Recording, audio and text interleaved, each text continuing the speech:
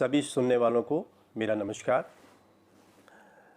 मित्रों, आस्था के साथ जब किसी भी उत्सव को, किसी भी साधना को, किसी भी पूजा पाठ को करते हैं, भक्ति के साथ करते हैं, विश्वास के साथ करते हैं, तो उसके अपने लाभ होते हैं, उसके अपने परिणाम होते हैं। ये मनगढ़ंत बातें नहीं हैं, ये विज्ञान भी मान चुका है। अब बात आती है कि हम अपने तर्क के साथ, अपने मन में उठ रहे प्रश्नों के साथ, उनके उत्तर के साथ किसी साधना के मार्ग पर जाना चाहते हैं, तो वह भी अच्छा है। जब आप अपने शंका समाधान करके, अपने प्रश्नों के उत्तर जान के साधना करते हैं, चीज़ों को जानते हैं, तो उसके भी परिणाम सकारात्मक होते हैं। नवरात्रि में नव और रात्रि, इन पर थोड़ी सी चर्चा कर लेते हैं। नव अर्थात 9 संभवतः शरीर में भी विशेषज्ञों द्वारा, वैद्य लोगों द्वारा और हमारे पूर्वजों द्वारा भी 9 द्वार बताए गए हैं, आँख, कान, नाक इत्यादि।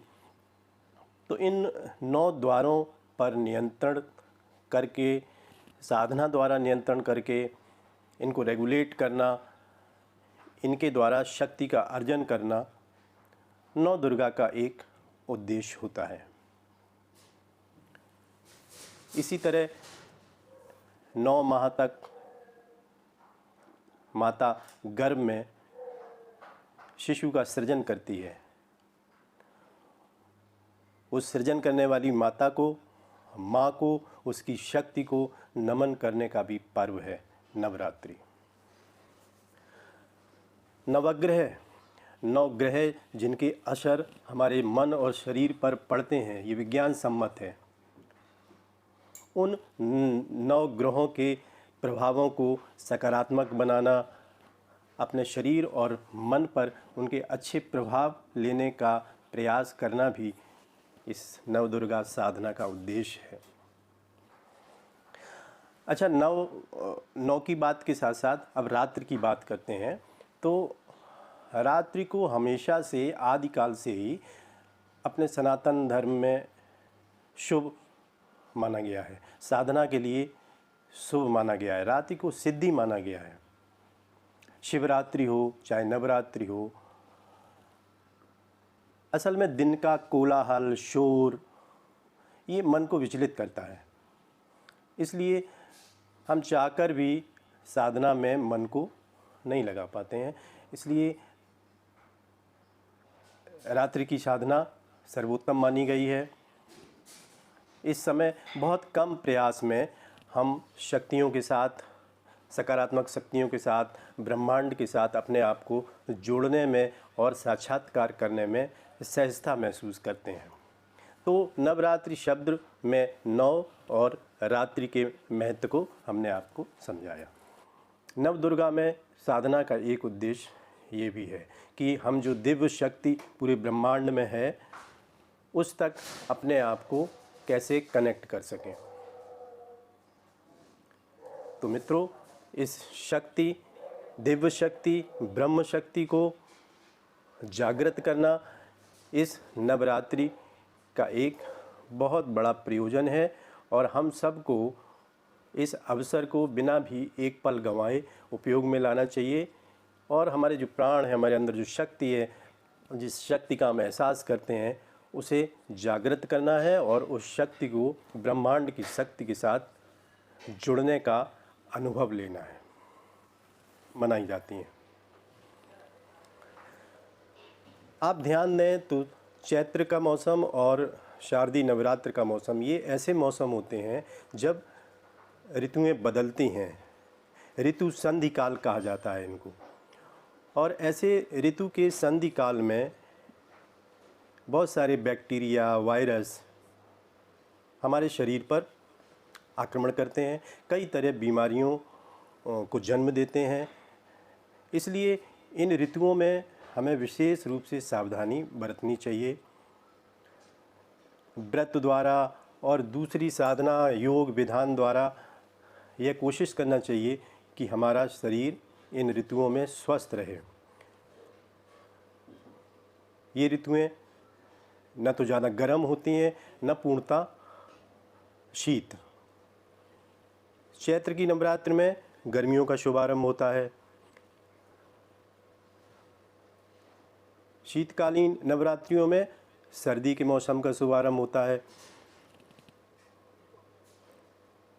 इस बीच में मौसम बहुत सुहावना होता है, न ज़्यादा गर्मी न ज़्यादा सर्दी, और ऐसे सुहावने मौसम में हम मन को साधना के लिए विशेष रूप से तैयार कर सकते हैं। हमारा मन प्रफुल्लित होता है, प्रकृति भी प्रफुल्लित दिखती है।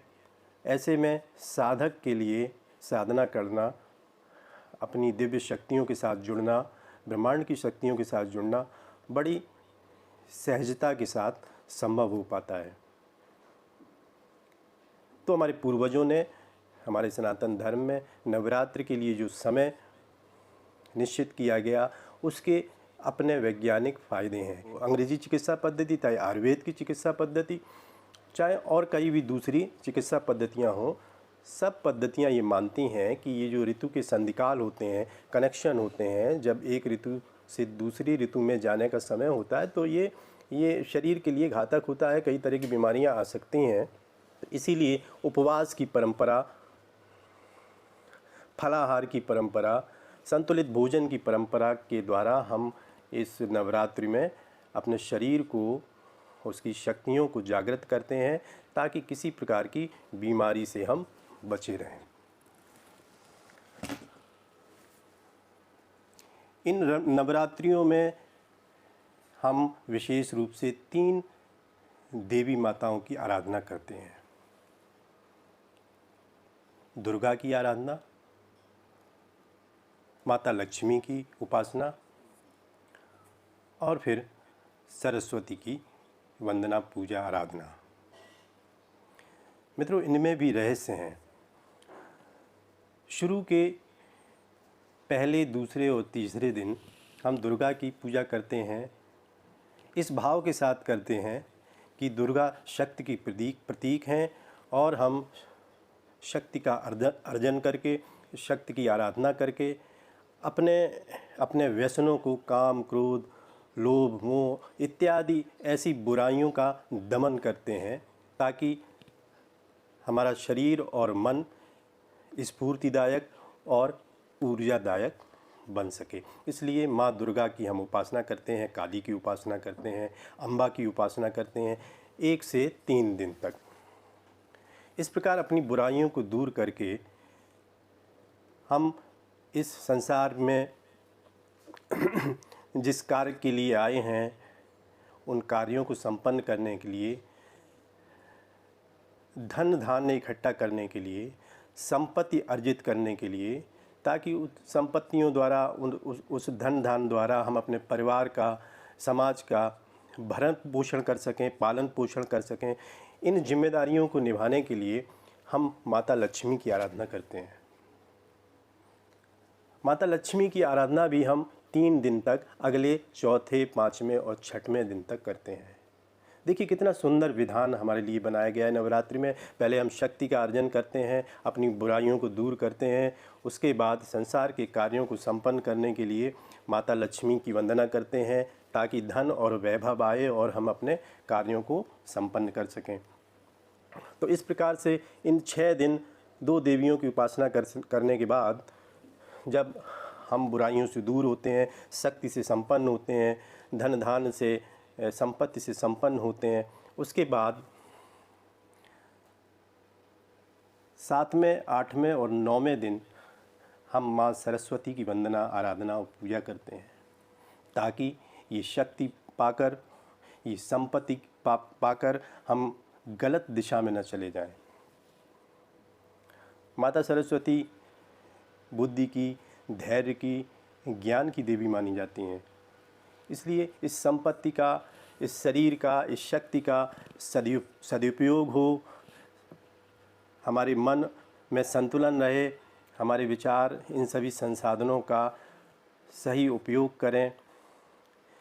इस भावना के साथ हम मन को संतुलित करने का प्रयास करते हैं, हम दैवी ज्ञान, हम सत्य के समीप जाने का प्रयास करते हैं, ताकि सत्य का ज्ञान होने पर स्वतः ही आप अपने शरीर, मन और साधनों का समुचित और संतुलित लोक कल्याण के लिए, परिवार के लिए प्रयोग करेंगे। 3 देवियों के साथ साथ अगर हम समझना चाहें तो शरीर की 3 नाड़ियाँ, इड़ा, पिंगला और सुषुम्ना, इन तीनों नाड़ियों को भी जागृत करने का ये एक पावन अवसर है। इन तीनों नाड़ियों का महत्व आप में से बहुत लोग जानते होंगे, और नहीं जानते हैं तो आप जान सकते हैं। इस वीडियो में हम उस पर डिटेल में नहीं जाएंगे। भावार्थ ये है कि इड़ा, पिंगला नाड़ियों को सक्रिय करते हुए हम शक्तिवान और स्वस्थ रह सकते हैं, संपत्ति से परिपूर्ण हो सकते हैं, और सुषुम्ना नाड़ी को जागृत करके हम उसको सरस्वती नाड़ी भी कहते हैं, हम अपने आप को संतुलित, ज्ञानी और सत्य के समीप रख सकते हैं। तो 3 देवियों की आराधना के साथ साथ हम इस भाव को भी ले सकते हैं कि हम अपनी तीनों नाड़ियों को इस साधना काल में जागृत करते हैं। मित्रों, जब 3 की बात चली है तो हमारे हिंदू धर्म में तमस, रज और सत गुण भी बताए गए हैं। इस साधना में हम इन तीनों गुणों में संतुलन लाने का प्रयास करते हैं। इन तीनों गुणों को संतुलित रखने के लिए साधना भी करते हैं।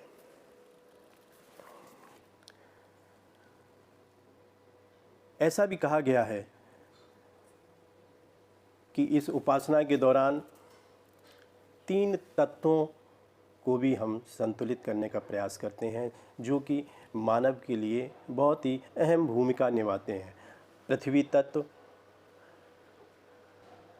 आकाश तत्व, वायु तत्व या पृथ्वी तत्व, सूर्य तत्व, चंद्र तत्व, इन तीनों तत्वों को भी जागृत कर और संतुलित करके हम ऊर्जावान बनने का प्रयास करते हैं इस नवदुर्गा की साधना में। मित्रों, अब हम फाइनली उस बिंदु पर आने की कोशिश करते हैं जिसमें बार बार स्त्री शब्द को नवदुर्गा, नवरात्रि से जोड़ा जाता है। कन्या पूजन को जोड़ते हैं। माँ और माता शब्द, अम्मा शक्ति बार बार नवरात्रि में हमारे सामने आता है। हमने कभी जानने की कोशिश नहीं की कि फीमेल को ही शक्ति का स्रोत क्यों माना गया है, जबकि इस संसार में पुरुष को शक्ति का प्रतीक माना जाता है, ताकतवर माना जाता है। जितने भी शक्तिशाली कार्य हैं उनके लिए अपेक्षा पुरुष से ही की जाती है।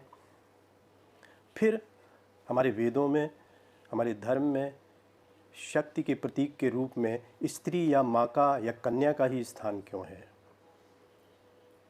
आप गर्व करेंगे जानकर कि विज्ञान आज जो बात सिद्ध कर रहा है, आदिकाल में हमारे पूर्वजों ने, ऋषियों ने वो सब चीज़ें अपने ज्ञान के द्वारा जान ली थी। वास्तव में जब गर्भ में बच्चे का सृजन शुरू होता है तो लगभग सभी गुण, सभी आवश्यक जैव और रासायनिक तत्व माता और पिता द्वारा उस बच्चे के सृजन में काम आते हैं। आप सभी लोग इस बात से सहमत होंगे। लेकिन शक्ति का तत्व, बच्चे में शक्ति का तत्व केवल पिता द्वारा ही, माफ़ कीजिए, केवल माता द्वारा ही आता है। इसको और वैज्ञानिक दृष्टिकोण से समझते हैं। हम सब ने ही अपने 10वीं कक्षा में, 9वीं कक्षा में कोशिका के बारे में पढ़ा ही होगा। कोशिका की संरचना जब पढ़ते हैं तो ऊर्जा घर के रूप में कोशिका का पावर हाउस जिसको कहते हैं माइटोकॉन्ड्रिया अवश्य पढ़ा होगा। माइटोकॉन्ड्रिया कोशिका में वह चीज़ है, कोशिका का वह भाग है जो पूरी कोशिका को ऊर्जा प्रदान करता है, जिसके द्वारा पूरा शरीर ऊर्जावान होता है। गर्भ में बच्चे के सृजन के समय बाकी सभी जैव और रासायनिक तत्व माता और पिता दोनों से ही आते हैं, लेकिन यह ऊर्जा घर, यह माइटोकॉन्ड्रिया, ये पावर हाउस केवल माँ द्वारा बच्चे में आता है। होता पिता में भी है ये, लेकिन पिता द्वारा यह बच्चे में नहीं आ सकता किसी भी कारणवश। विज्ञान में ये सब विस्तार से लिखा है, आप कहीं भी पढ़ेंगे तो आपको कितने भी बड़े अपने मतलब के लेख पढ़ने को, वैज्ञानिक लेख पढ़ने को मिल जाएंगे। यहाँ हम उतने विस्तार में नहीं जाना चाहते, लेकिन ये पूरी तरह से कई स्तर पर वैज्ञानिक रूप से बार बार वेरीफाइड जांच की जा चुकी है कि पिता द्वारा माइटोकॉन्ड्रिया या ऊर्जा घर उसके पास होते हुए भी वो उसका ट्रांसफ़र बच्चे में नहीं कर सकता, वो केवल माँ के द्वारा ही बच्चे में आ सकता है। तो बच्चे के निर्माण में, प्राणी के निर्माण में, उसके सृजन में सबसे महत्वपूर्ण उसकी शक्ति है, उस बच्चे की शक्ति है, इस संसार में उस प्राणी की शक्ति है, और उस शक्ति का स्थानांतरण सिर्फ माँ ही कर सकती है।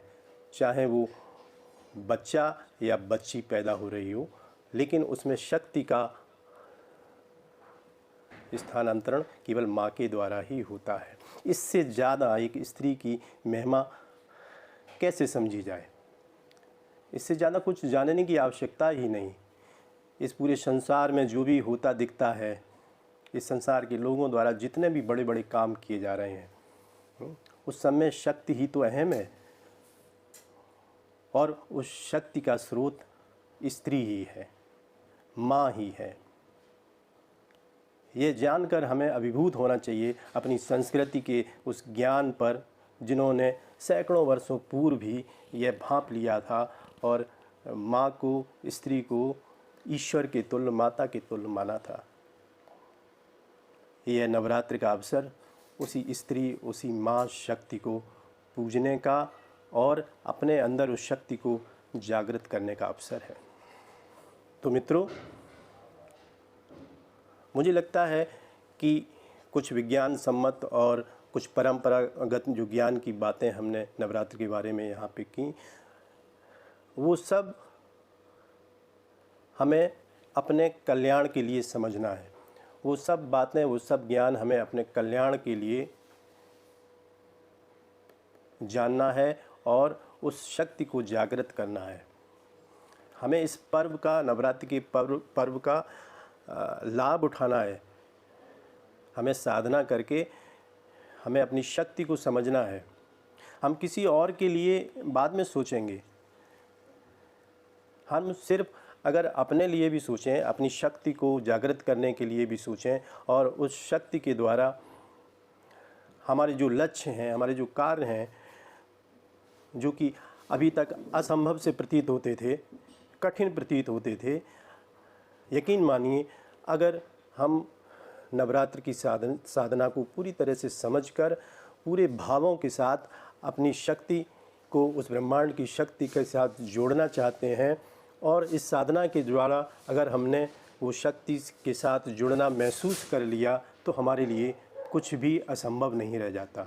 इसलिए इस नवरात्रि के पर्व का हमें अधिक से अधिक लाभ उठाना चाहिए। और जो भी शंकाएं हैं, आप हमसे कमेंट करके और भी अधिक जान सकते हैं। हम बाद में भी आपसे मिलते रहेंगे। फ़िलहाल नवरात्र की शुभकामनाएं। और हमारी प्रार्थना है कि इन बातों को समझकर अगर आपको अच्छा लगा, कुछ भी बात अच्छी लगी तो इस वीडियो को ज़रूर लाइक करें। आपको लगता है कि इन बातों को दूसरे मित्रों तक भी पहुंचाना चाहिए तो इस वीडियो को शेयर अवश्य करें। और अगर आप चाहते हैं कि हमारे आने वाले वीडियो उनकी जानकारी आपको मिलती रहे तो इस चैनल को सब्सक्राइब अवश्य करें ताकि समय समय पर आने वाले वीडियो की सूचना आपको समय से मिलती रहे। नमस्कार मित्रों।